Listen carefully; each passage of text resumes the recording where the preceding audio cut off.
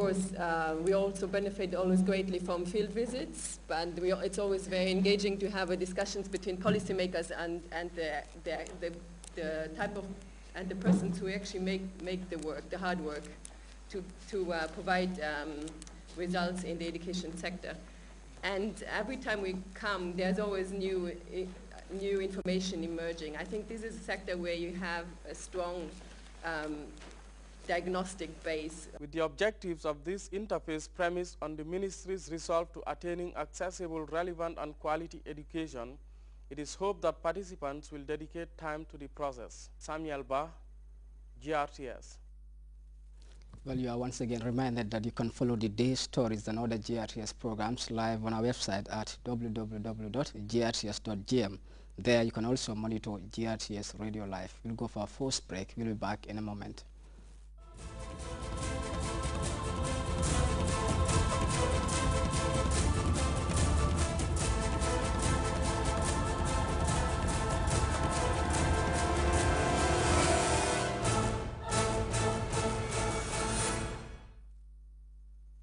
Welcome back. Activists in Egypt have boycotted the first round of parliamentary elections, saying a civilian body should manage the transition to democracy, not the military. State TV says 25 people were injured in election-related violence on day one. Otherwise, the first vote since the fall of Hosni Mubarak in February has been relatively calm. CNN's Jim Clancy is in Cairo, and he now tells us more on the situation there. Well, it is still calm, and we are here in Tahrir Square. I can tell you that as that second round of voting goes ahead, there's a reaction here. Of course, the thing that people feared the most was that there would be violence surrounding this first round of the elections. That has not materialized. Apparently, it's good news for investors. The Egyptian stock market rising some 7 billion Egyptian pounds in the first 7 minutes. That is a positive indicator. The debate over whether the military or civilians should be running the transition to democracy continues, of course, at this hour. It's not going to go away. I want to bring in Hisham Tahami, who's a protester. He's a television producer. He's been here on and off since the very beginning, all the way back in January of this year. Hisham, how much are people debating whether this protest should continue? Because many would argue that it's bad for business. Yeah, I think it should continue, fam. This is the only pressure we have as the Egyptian people, to pressure the military council to do our demands. I think it doesn't have any effects on, it might have some effect on the economic, but it's okay, we have to take it.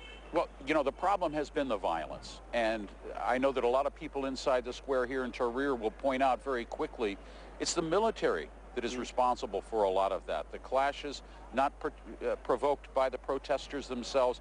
Both sides have to work together. But is there a sense that things are moving on from Tahrir Square to the ballot box? Well, I think this has to go on both sides. It's the police and the military, since they're handling security, to secure us in the Tahrir Square and secure us outside. But I sense a feeling of them denying that and not giving us the security we need as the Egyptian people to keep the chaos on. I know some people are opposed to this election just because it's being run by the military. But what do you think? You saw what happened all around Cairo and 8 other regions yesterday when the voting went ahead. Do you think that it's a positive step? Do you think that it is a successful one?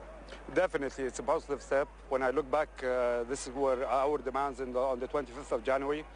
It's just some hassle going on around it. But so if you look at the big picture, this is how we get our people. And this is how we move and finally move to elect our people. Some people say that old regime will be back in the, but I think it's up to us to even put one more of our electives inside the parliament. Hisham Tahami, I want to thank you for being with us. There you have the view from Tahrir Square, Zain. Laying it out. That debate is going to continue. We'll be taking a closer look at it throughout the day. Back to you. Well, it's only a few days since the Arab League voted to impose sanctions on Syria to put pressure on the government to stop the bloodshed. Foreign reporters are all but banned from Syria, but an ITN correspondent, Jonathan Miller, is in Damascus and is reporting under government supervision. Here he reports on a rally by supporters of the regime attacking the Arab League's sanctions. Deaf to the growing clamour of outrage abroad, seemingly blind to the scale of revolt, the beleaguered regime of Bashar al-Assad today organised a festival of big brotherly love in downtown Damascus. Power is worth nothing when a ruler kills his own people, the Qatari Prime Minister said last night, after 19 of the Arab League's 22 members voted to slap sanctions on Syria, one of the League's founding members.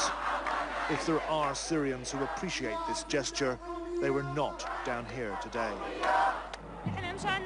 We're here to protest against the stupid decision of the Arab League, this woman said, and to show our support for Bashar al-Assad.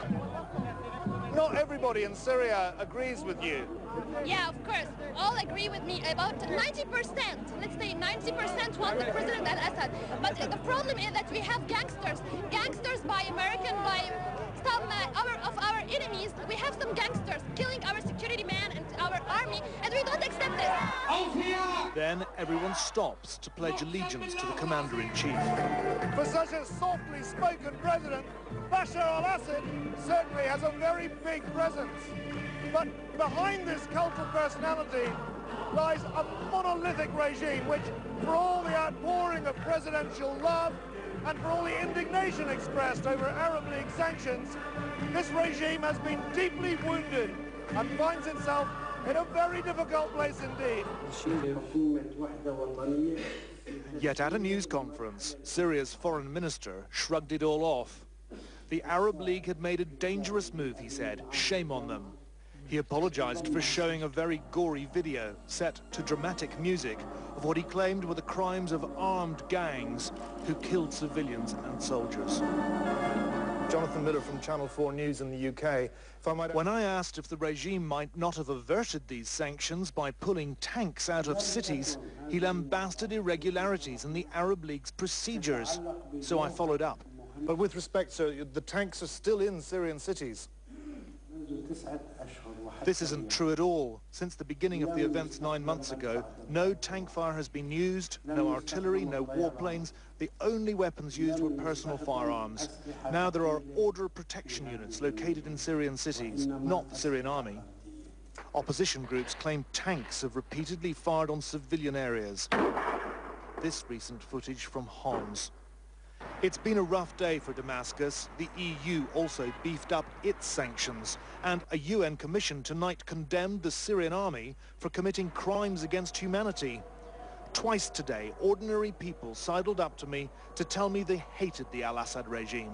But are its days numbered? Not yet.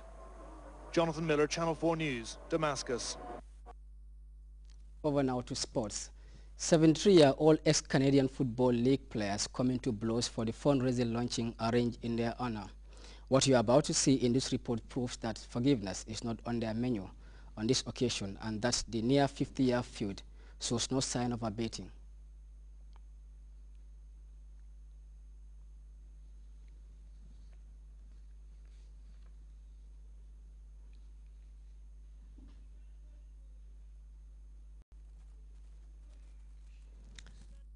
Hit that knocked one of Cap's teammates out of the game.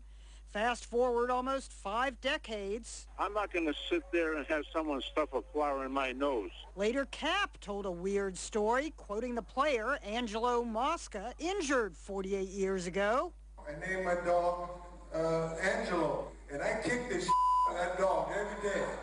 A couple of grumpy old football players. It's like a scene right out of the movie Grumpy Old Men. You can shove that pole!